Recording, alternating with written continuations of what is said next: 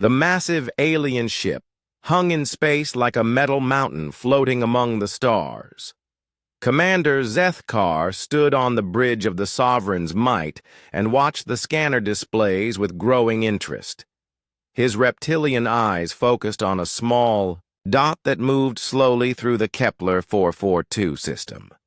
The dot was a human ship, and it was alone. Zethkar had been hunting humans for 3 months now. The Hegemony Council had given him clear orders to find out what the humans were doing in this sector of space.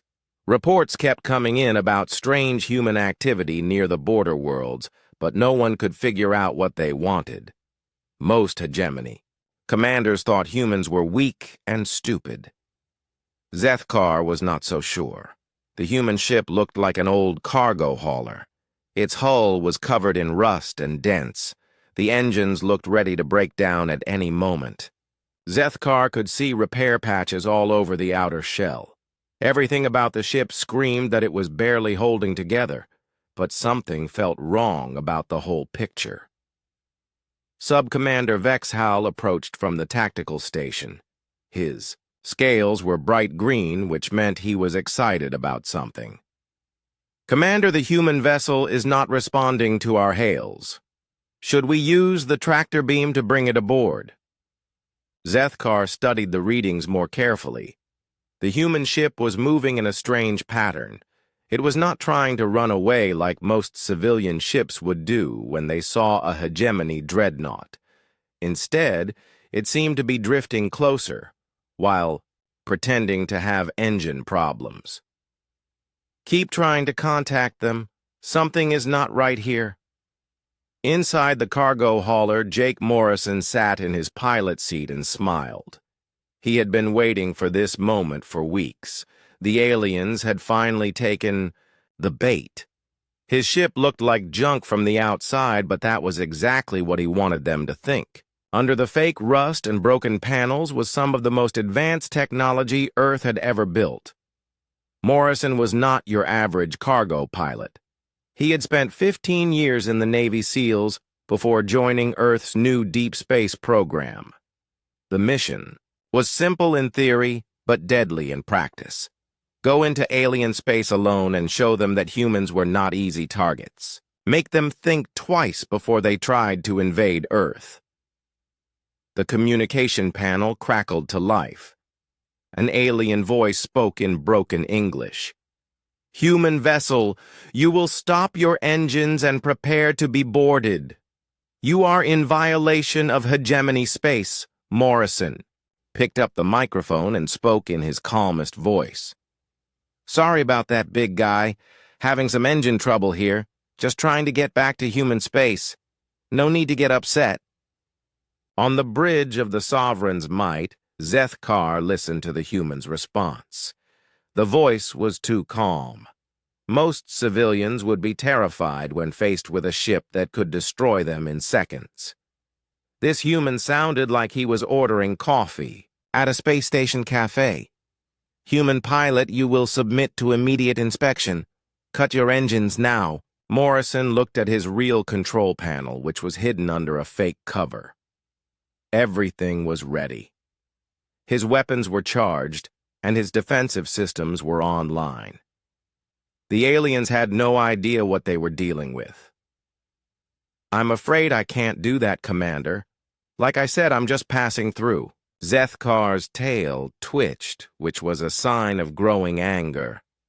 No one refused a direct order from a Hegemony commander, especially not some human in a broken-down cargo ship. "You will comply, or we will use force." "Force?" Morrison laughed. "Against little old me? That hardly seems fair. I'm just one guy in one ship." Vexhal checked his scanner readings again. The human ship was still broadcasting civilian identification codes. There were no weapon signatures and no signs of military equipment. But the power readings were strange. The ship should barely have enough energy to keep life support running, but the scanners showed much higher power levels. "Commander, the human ship's power signature does not match its apparent condition. I recommend caution." Zethkar studied the tactical display. His ship carried enough firepower to destroy a small moon. The human vessel looked like it would fall apart if someone threw rocks at it. But his years of military experience had taught him to trust his instincts, and right now those instincts were screaming danger. Morrison activated his first surprise. Hidden panels all over his ship's hull began to slide open. What the aliens had thought were repair patches were actually concealed weapon ports. Rail guns emerged from fake cargo bays. Missile tubes extended from areas that looked like broken hull plating. In seconds, the harmless cargo hauler transformed into a weapons platform. The bridge of the Sovereign's might erupted in alarm calls. Officers shouted readings at each other as their computers tried to make sense of what they were seeing. The human ship now showed enough firepower to threaten a heavy cruiser. "Impossible," Vexhall whispered. "The scanners showed nothing." Zethkar understood immediately.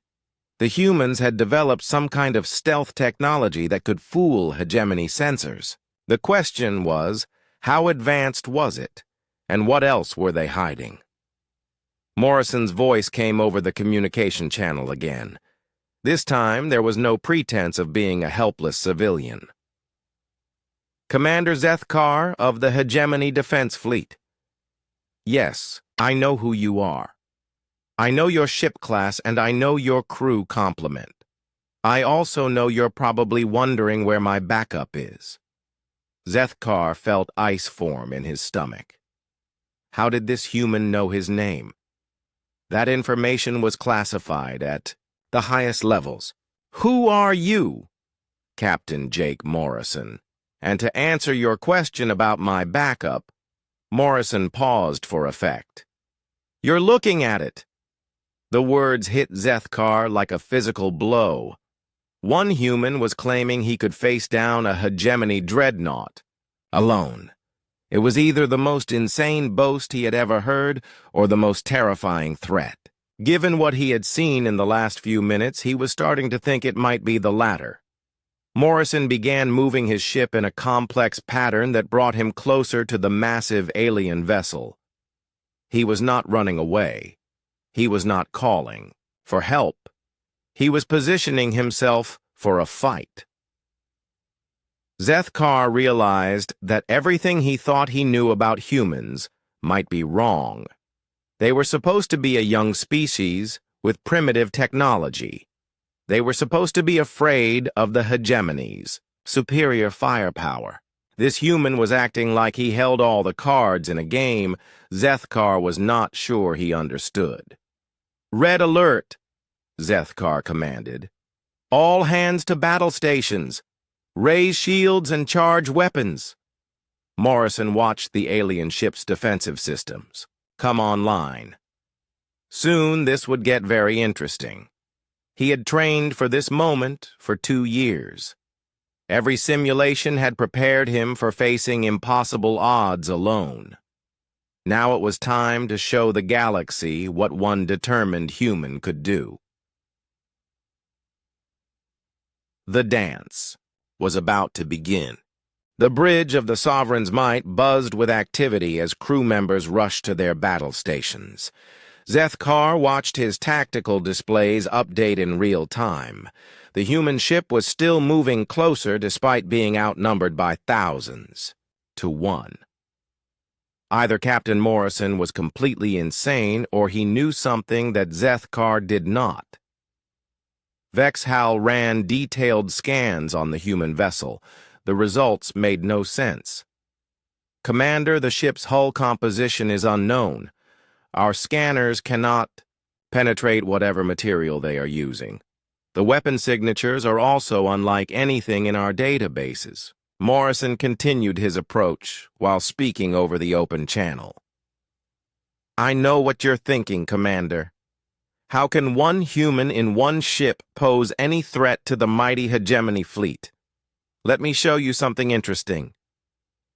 The human ship suddenly accelerated far faster than should have been possible. In seconds, it covered the distance that should have taken minutes. Morrison's vessel now hung directly beneath the dreadnought's main hull. The position was perfect for attacking vital systems while staying out of range of the heavy guns. Zethkar cursed in his native language. The human had moved too fast for the tractor beams to lock on. Now he was too close for the main weapons to target without risking damage to their own ship. "Deploy fighters. Get him away from our hull."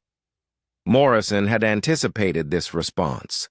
Small weapons pods emerged from his ship and began tracking the approaching fighter craft. But instead of destroying them, he did something unexpected. The weapons fired strange energy bursts that passed right through the fighters' shields and shut down their electrical systems. One by one, the alien fighters went dark and began drifting helplessly in space. "Non-lethal takedown," Morrison explained calmly. "Your pilots are fine. Their ships just need a reboot.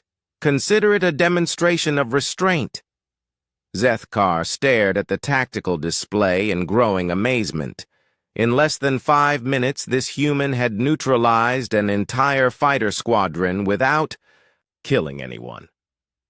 The technology required for such precision was beyond anything the hegemony possessed. Morrison was not finished with his demonstration. His next target was the Dreadnought's long-range communication array. A focused energy beam struck the massive antenna and overloaded its systems. The blast was perfectly calibrated to destroy the equipment without harming the crew inside. "Oops," Morrison said with mock concern. "Looks like you won't be calling for backup anytime soon. Guess it's just you and me now, Commander." Vexhal reported from his station with barely controlled panic. "Commander, we have lost communication with Fleet. Command." The human somehow knew exactly which systems to target for maximum effect. Morrison had studied hegemony ship designs for months before this mission. He knew every weakness and vulnerability in their standard dreadnought class. The aliens built their ships to be powerful, but they followed predictable patterns. Humans had learned to think differently. The next attack came against the sensor arrays. Morrison used a different weapon this time. Small missiles that seemed to appear from nowhere struck the scanning equipment with surgical precision. Each hit was calculated to blind specific sections of the ship without causing casualties. Zethkar found himself fighting an enemy he could barely see. The human ship kept moving in unpredictable patterns. Every time the targeting computers locked on Morrison changed direction or speed. It was like trying to catch smoke with bare hands. "How is he doing this?" Vexhal demanded. "Our targeting system should be able to track any vessel," Morrison answered as if he had heard the question. "Hegemony targeting systems are designed to fight other hegemony ships. They expect targets to follow standard tactical doctrine. Humans don't believe in fighting fair." The human began his next phase of attack. Instead of using weapons, he started broadcasting data across all frequencies. Information about hegemony fleet movements, classified tactical manuals, and personal files of high-ranking officers. The message was clear. Earth's intelligence network was far more extensive than anyone had imagined. Zethkar listened in growing horror as Morrison revealed details about secret military operations that should have been impossible for humans to know. Personal information about hegemony commanders, including their families and home worlds, strategic plans that were classified at the highest levels of government. "Impossible," Zethkar whispered. "This information is protected by quantum encryption." "Your encryption is based on mathematical principles," Morrison replied. "Humans have always been good at math. We also have something you don't. We call it intuition." Morrison began telling stories over the open channel. Tales of human history where small forces defeated much larger armies through superior tactics and determination. He spoke of ancient battles where clever generals used terrain and psychology to overcome overwhelming odds. You see, Commander, Morrison continued as he executed another impossible maneuver around the dreadnought's hull. Humans have been fighting wars for thousands of years. We've learned that the biggest army doesn't always win. Sometimes all it takes is one person in the right place with the right plan. The psychological impact on the hegemony crew was exactly what Morrison intended. He could hear the fear in their voices as they tried to coordinate responses to his attacks. They were used to fighting enemies who followed the same rules they did. Morrison was playing by completely different rules. Vexhal tried to restore damaged systems, but Morrison seemed to anticipate every repair effort. Each time the aliens fixed something, the human found a new way to break it. It was like fighting an enemy who could read their minds. "Commander," Vexhal reported with desperation, "he's not trying to destroy us. He's trying to prove a point." Zethkar understood the truth of those words. Morrison could have killed them, all within the first few minutes. Instead, he was systematically demonstrating human superiority without spilling blood. The message was more terrifying than any direct threat. Morrison positioned his ship directly in front of the dreadnought's main view screen. For the first time, Zethkar could see the human pilot clearly. He looked ordinary, middle-aged with graying hair and a calm expression. Nothing about him suggested he was capable of what he had just accomplished.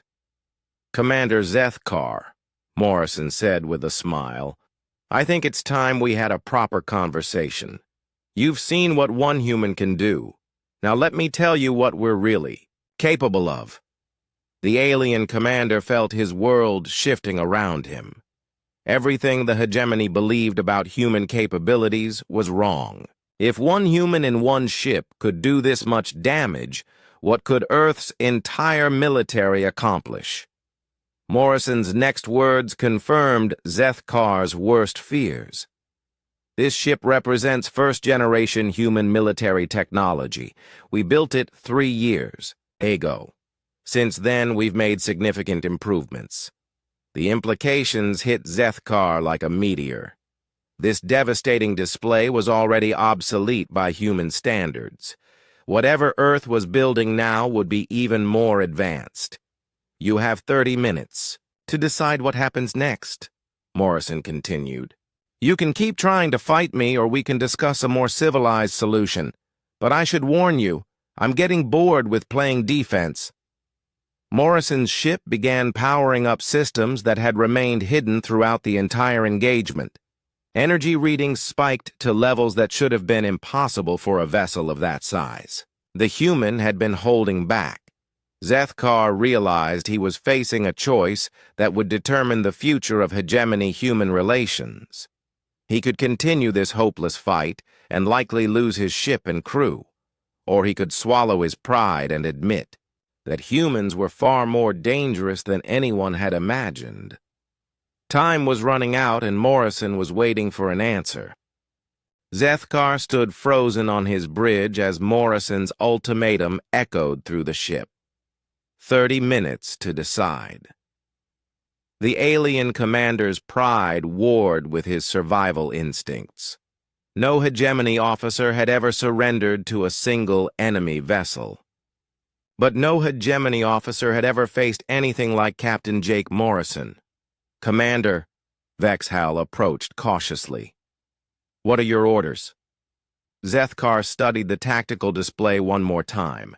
His ship still had overwhelming firepower advantage. They carried 3,000 trained warriors. Surely they could find a way to defeat one human. "Launch boarding pods! If we cannot defeat his ship, we will take it by force." Morrison watched the alien boarding craft deploy from his hidden cameras. 12 heavily armored pods accelerated toward his vessel. Each one carried 20 hegemony shock troops armed with the best weapons their military could provide. It was exactly the response he had expected. "Boarding pods detected," Morrison announced over the comm channel. "I was wondering when you would try that. Here's a free lesson in human military doctrine. We always have a plan for everything." Hidden weapon systems activated all around Morrison's ship. Point defense turrets emerged from concealed positions and began tracking the approaching pods. But instead of destroying them, Morrison did something more subtle. He targeted their maneuvering thrusters and guidance systems. One by one, the boarding pods lost control. They tumbled helplessly through space as their navigation computers failed. Morrison's weapons had been programmed to disable rather than destroy. The alien troops inside were unharmed but completely helpless. "Boarding attempt failed," Morrison reported cheerfully. "Your troops are safe, but they'll be taking an unscheduled tour of local space for a while. Rescue shuttles can pick them up later." Zethkar watched in growing frustration as his elite warriors drifted away from the battle. Morrison had neutralized another attack without killing anyone. The psychological impact was devastating. "How? Do you fight an enemy who seems to anticipate your every move?" Morrison began the next phase of his psychological warfare. He started broadcasting personal messages to specific crew members aboard the hegemony ship. He knew their names, their families, and their service records. Information that should have been impossible for any human to obtain. "Subcommander Vex Hal," Morrison's voice called out. "How is your daughter Kithara doing at the military academy? I heard she scored highest in her class on the tactical analysis exam. You must be very proud." Vex Hal stepped backward in shock. His daughter's academic performance was private information. How could this human possibly know such details? Other crew members began looking around nervously as Morrison continued demonstrating his impossible knowledge. Navigation Officer Techmore. "Your mother just celebrated her 200th birthday last month. I hope the family gathering went well. And Chief Engineer Dolpak, congratulations on your recent promotion. Your work on quantum drive efficiency has been remarkable." The bridge fell silent except for Morrison's calm voice, reciting personal details about crew members throughout the ship. Each revelation drove home the same terrifying message. Earth's intelligence network had penetrated every level of hegemony society. Zethkar felt fear growing in his chest. If humans knew this much about individual crew members, what else did they know? Military secrets, government plans, strategic weaknesses. The implications were staggering. Morrison seemed to read his thoughts. "You're wondering how we know so much about your people. The answer is simple. Humans are very good at making friends. We've been talking to hegemony citizens for years, traders, diplomats, scientists. Most of them had no idea they were providing intelligence." The psychological attack continued as Morrison began sharing classified hegemony military information over open channels. Battle plans, ship specifications, troop movements. Everything the aliens thought was secret turned out to be common knowledge among humans. "Project Deep Strike," Morrison announced. "Your plan to establish forward bases in the Centauri sector, scheduled to begin in 6 months with Admiral Krexval commanding the operation. Except Admiral Krexval has a gambling problem and owes money to some very unpleasant people. Probably not the best choice for such an important mission." Vexhal looked at his commander with growing alarm. How could they know about Deep Strike? Only 12 people in the entire hegemony have access to those files. Morrison continued his intelligence demonstration. "Operation Silent Thunder, the new stealth ship program, except the hull material you're using has a fatal flaw. It becomes brittle when exposed to specific energy frequencies. We tested it 3 months ago." Zethkar realized that everything the hegemony thought they knew about human capabilities was completely wrong. They were not dealing with a primitive species stumbling around in space. They were facing an intelligence network that had been studying the hegemony for years. "You see, Commander," Morrison explained as he maneuvered his ship into an even more threatening position. "Humans have one major advantage over most species. We're paranoid. We always assume someone is planning to attack us, so we prepare accordingly." Morrison began telling stories from human history. Tales of underdogs who defeated superior forces through clever tactics and psychological warfare. He spoke of generals who won battles before they began by destroying enemy morale. He described how humans had learned to fight wars with their minds as much as their weapons. There was a human general named Sun Tzu who lived thousands of years. "Ego," Morrison continued as he executed another impossible maneuver. He said, "The supreme excellence is to defeat the enemy without fighting." I've always admired that philosophy.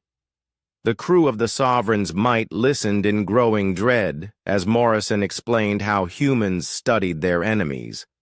They learned weaknesses, predicted responses, and prepared counters for every possible strategy. The aliens were not just fighting one human, they were fighting the accumulated knowledge of Earth's entire military intelligence community. Morrison's ship began displaying new weapons systems that had remained hidden throughout the engagement.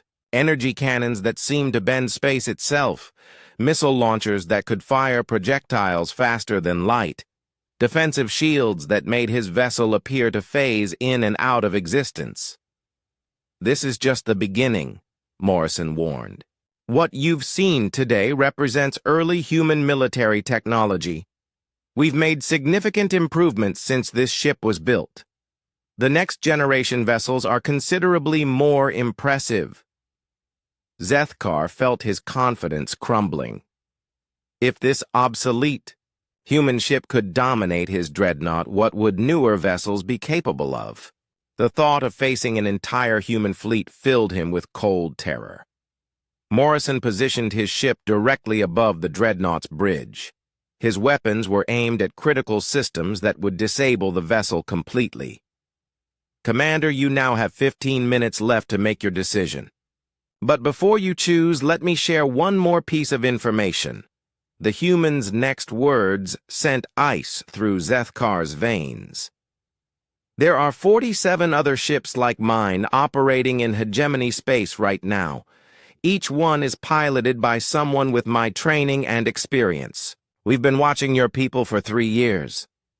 The implication was clear. If one human could do this much damage, what could 48 of them accomplish working together? The hegemony's military superiority was an illusion that had just been shattered by harsh reality.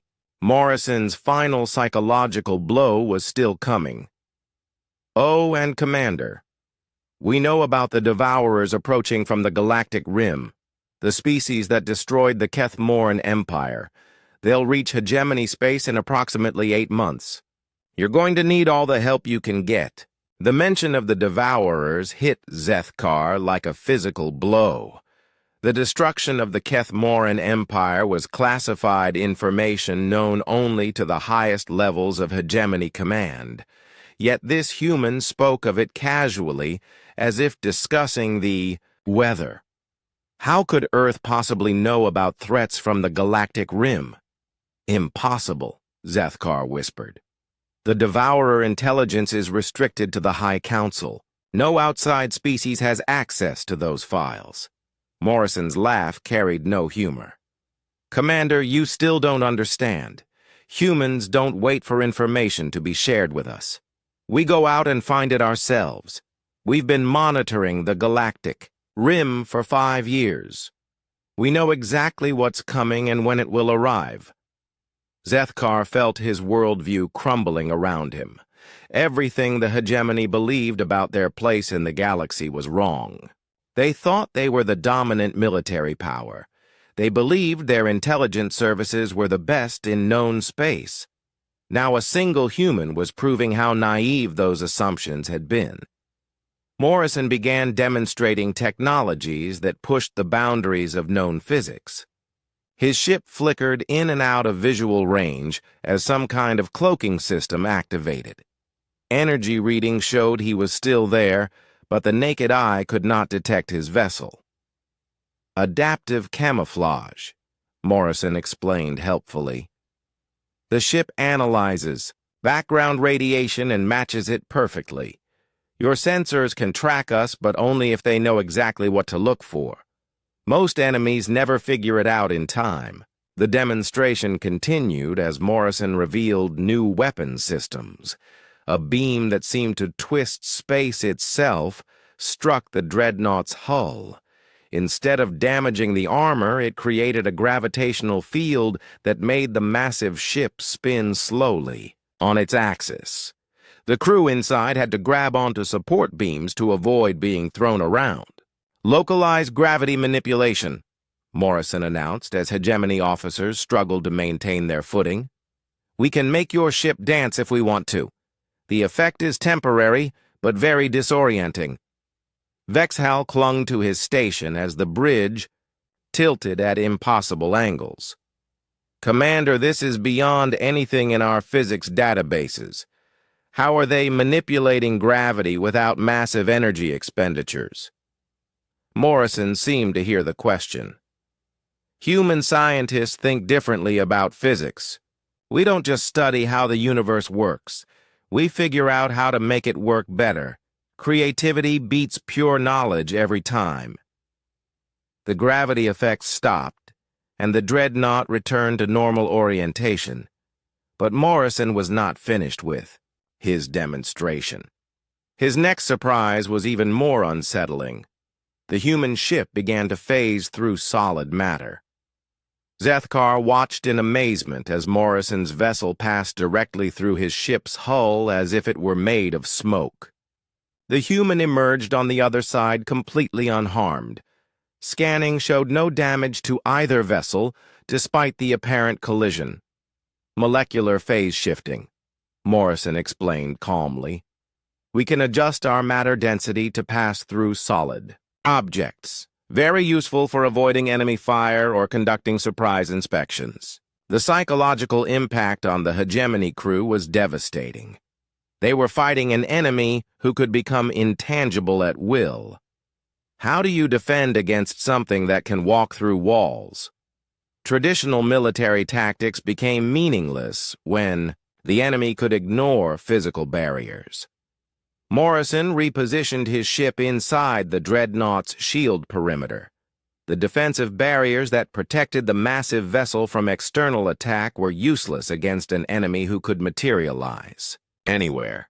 The human had turned their own defenses into a trap. You see, Commander, Morrison continued as he demonstrated pinpoint accuracy with his weapon systems. Humans have always been tool users. We don't just accept limitations. We invent ways around them. That's how a species from a single planet becomes a threat to galactic empires. Morrison began targeting specific systems throughout the dreadnought with surgical precision.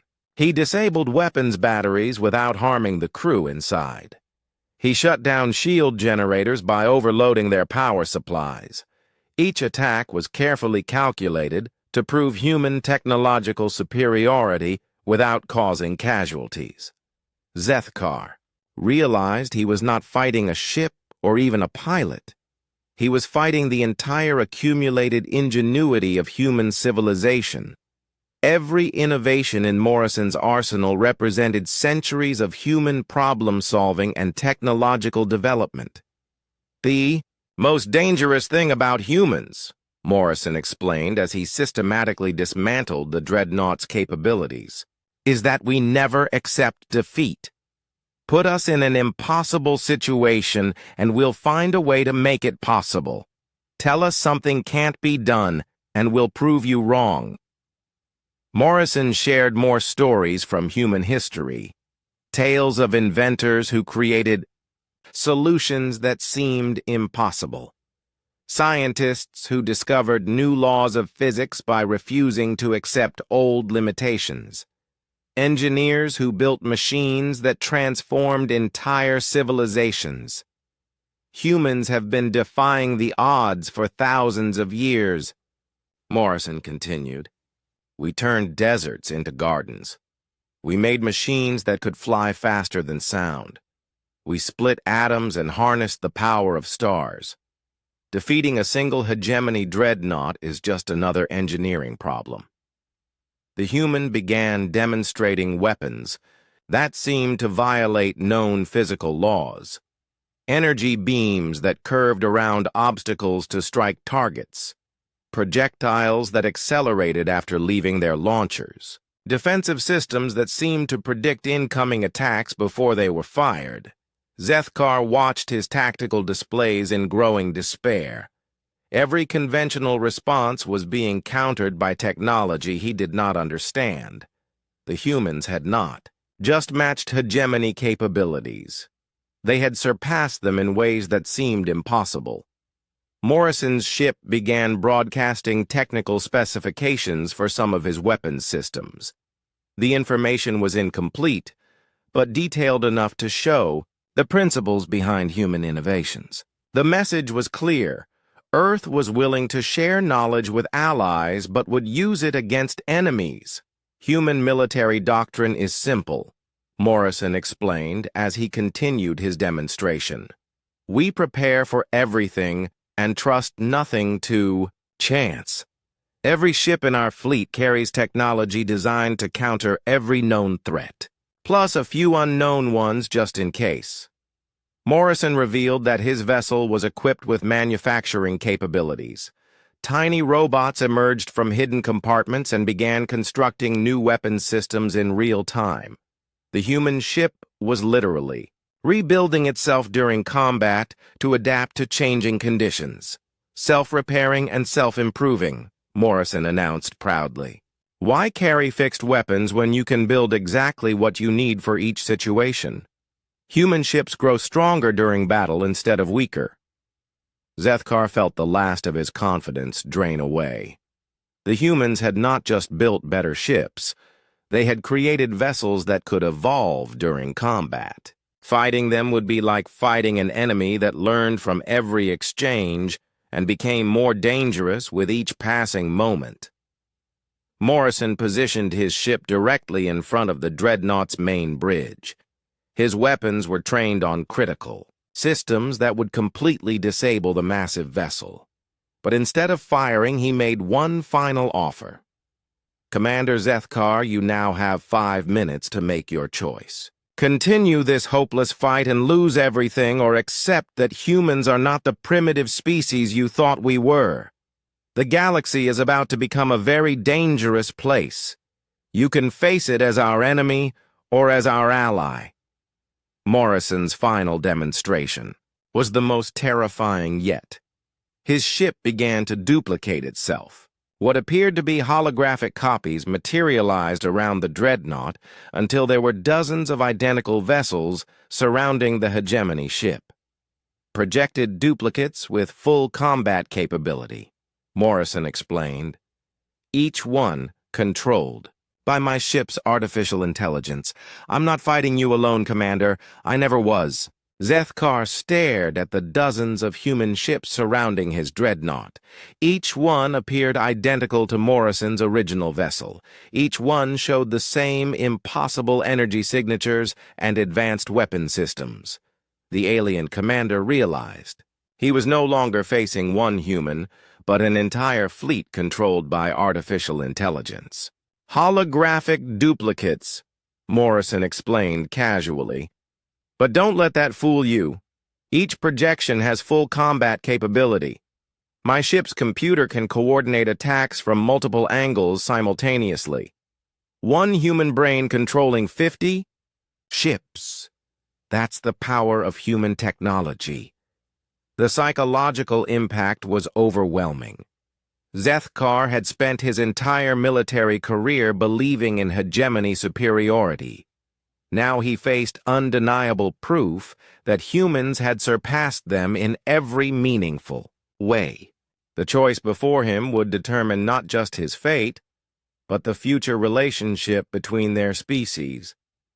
Morrison's voice carried a different tone now, less threatening and more educational. Commander, I know this is difficult to accept. Your entire worldview has been challenged in the last hour.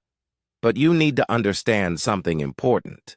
Humans are not your enemies unless you make us your enemies.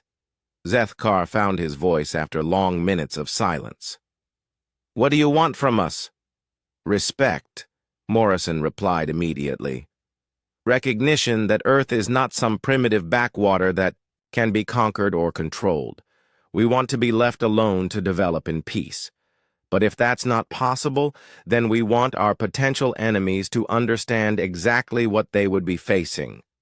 Morrison began sharing intelligence about the Devourer, threat, technical specifications of their ships, tactical analysis of their battle methods, and projected timelines for their arrival in hegemony space. The information was detailed and actionable.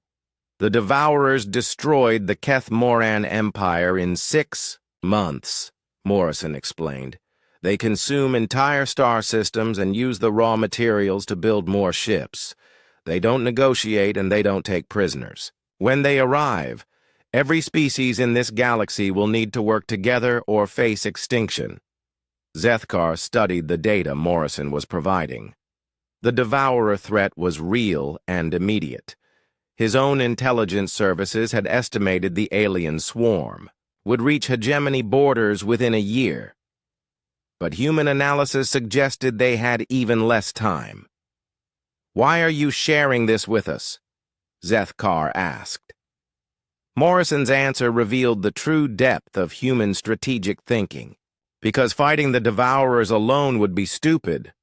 Humans are good at many things, but we're not suicidal. We need allies, and the hegemony represents the largest military force in this region of space. The offer was both generous and terrifying. Humans were willing to share their advanced technology and intelligence in exchange for military cooperation. But the subtext was clear. Earth was negotiating from a position of strength, not weakness. Morrison demonstrated more human capabilities as he spoke. His ship began manufacturing new types of weapons specifically designed to counter Devourer technology. The construction process took only minutes and resulted in armaments unlike anything in hegemony databases. Adaptive engineering, Morrison explained. Human ships can analyze enemy technology and develop countermeasures in real time. We studied Devourer tactics for 3 years and built weapons specifically to exploit their weaknesses. Zethkar realized that humans had been preparing for the Devourer threat, while the hegemony was still debating whether it existed. Earth's paranoid nature had turned into a strategic advantage. They were ready for a war that others were just beginning to acknowledge. Morrison's next revelation was even more significant. Commander, there are 47 other human ships operating throughout hegemony space right now. Each one is gathering intelligence and establishing contact with local populations. We've been preparing for this conversation for years.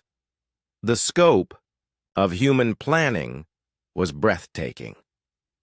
While the hegemony had been focused on maintaining their current territory, humans had been quietly positioning themselves throughout the galaxy. They had turned their apparent weakness into an intelligence, gathering advantage. Project Longshot, Morrison continued. Single-operator deep space vessels designed to establish human presence in hostile territory. Each ship is a complete military unit capable of independent operations for extended periods. We can project power anywhere in the galaxy without maintaining traditional supply lines. Zethkar understood the implications. Humans had developed a military doctrine that made them nearly impossible to defeat through conventional means.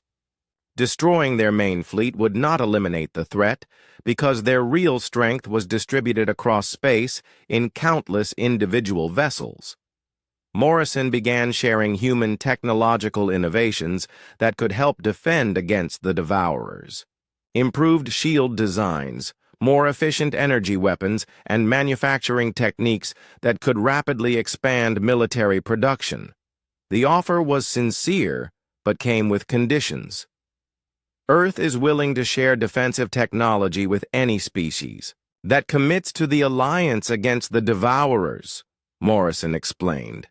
But we will not arm potential enemies. Prove you can be trusted, and we'll help you survive what's coming. Zethkar faced the most important decision of his career. He could maintain hegemony pride and reject human offers of alliance, but doing so would mean facing the Devourer threat without access to the most advanced military technology in the galaxy. Morrison seemed to read his thoughts. Commander, I know accepting help from humans is difficult for your pride, but pride won't protect your people when the Devourers arrive. You need to decide what's more important, hegemony supremacy or hegemony survival. The alien commander looked around his bridge at crew members who had witnessed the entire engagement. They had seen human technology demolish every assumption about military superiority. Their faces showed the same mixture of fear and awe that Zethkar felt. If we agree to this alliance, Zethkar asked carefully, what guarantees do we have that humans won't use their technology against us later? Morrison's answer was characteristically human. None whatsoever. You'll have to trust us the same way we're trusting you. The difference is that we're offering partnership while you are planning conquest. Which approach do you think builds better long-term relationships? Morrison began powering down his weapon systems as a gesture of good faith. The holographic duplicates faded away, leaving only his original ship. But the message was clear. Human restraint was a choice, not a weakness. Commander, the Devourers will be here in 8 months. We can spend that time fighting each other or preparing to fight them. I know which option makes more sense to me. Zethkar made his decision. Stand down all weapons. Open communication. Channels to Fleet Command. We need to arrange a formal meeting between human and hegemony leadership. Morrison's response carried genuine warmth for the first time. Excellent choice, Commander. You won't regret this decision. Humans make very good allies once you get to know us. As the immediate crisis passed, Zethkar began to appreciate the elegant complexity of human strategy. They had forced the hegemony to acknowledge their strength, while simultaneously offering partnership against a mutual threat. It was psychological warfare at its finest. Morrison prepared to leave, but offered one final piece of advice. Commander, when you report this encounter to your superiors, remember one thing. What you saw today was just one human in one ship. Earth has millions of people, just as creative and determined as me. The galaxy is about to discover what happens when humans decide to take an active role in galactic affairs. Morrison's ship began moving away from the dreadnought, but remained within communication range. Oh, and Commander, that question you asked about where my backup was, the answer is still the same. You're looking at it. Every human is backup for every other human. That's what makes us dangerous. As Zethkar watched the human vessel disappear into the stars, he understood that the galaxy had just changed forever. Humanity had announced its presence not with conquest, but with demonstration. They had proven their strength while offering friendship. It was a masterful display of diplomacy backed by overwhelming technological superiority. The age of unchallenged hegemony dominance was over. The age of human partnership was about to begin.